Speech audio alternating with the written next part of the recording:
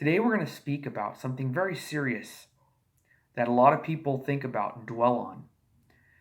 Can God really forget and forgive of something that I did in my past? Something that I feel so guilty about I couldn't even tell my wife or my husband or my children. I never even told my parents about this. I can't even forgive myself. It eats me up inside. And someday, I'm going to have to meet my Creator. And I fear that when I meet with Him, He's going to remember this.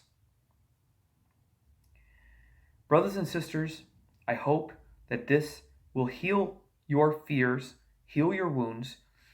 I'm going to read to you the words of Elohim from God Himself about this subject. What I would love you all to do, is to study Ezekiel Chapter 18. Study it carefully. The whole chapter is dealing with what I'm going to be talking about in this presentation. Ezekiel 18, read the whole chapter more than once, twice, 3 times.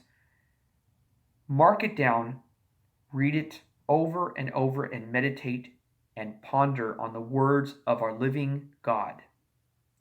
I'm going to read a few passages from the book of Ezekiel chapter 18. Let's take a look. Starting in verse 20. The person who sins, he alone shall die. A child shall not bear the burden of the parent's guilt, nor shall the parent bear the burden of the child's guilt.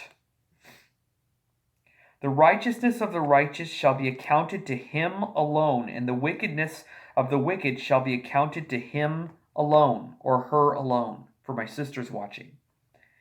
Moreover, if the wicked one repents of all the sins that he or she committed, listen carefully, listen very carefully. If the wicked one, this is verse 21, if the wicked one repents of all the sins that he or she has committed and keeps my laws and does what is just and right, he or she shall live. He shall not die.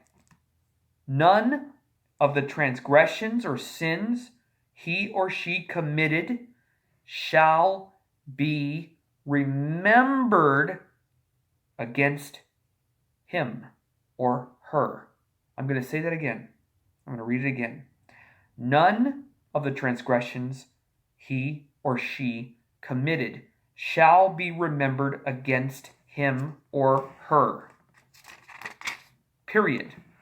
Because of the righteousness he or she has practiced, he shall live. God asks a question now. Is it my desire that the wicked person should die? It's a question. Do you think that I, God, want the wicked person to die? To suffer and die? Says Yehovah or Elohim. It is rather that he shall turn back from his ways and live. Meaning he would rather us turn from our evil ways and live. The fact of the matter is that we read here that God says, if you turn from doing those wicked things, those evil deeds, God says that I will not only forgive, we've heard the term, forgive and forget.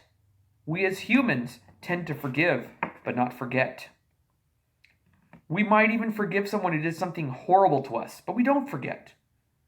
We'll always look at that person differently because they did something wrong, and sometimes for good reason. But what God is saying here is if you truly have changed and you don't do what you used to do and you really have changed sincerely, he not only forgives, but he forgets. When you meet your Creator, you're going to say, God,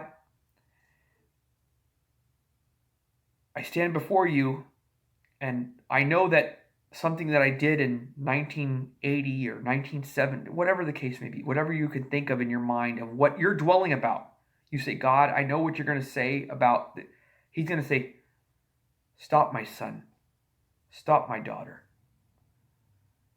I don't even know what you're talking about. I don't know what you're talking about. I don't even know what you're talking about. What? You turned from your sin.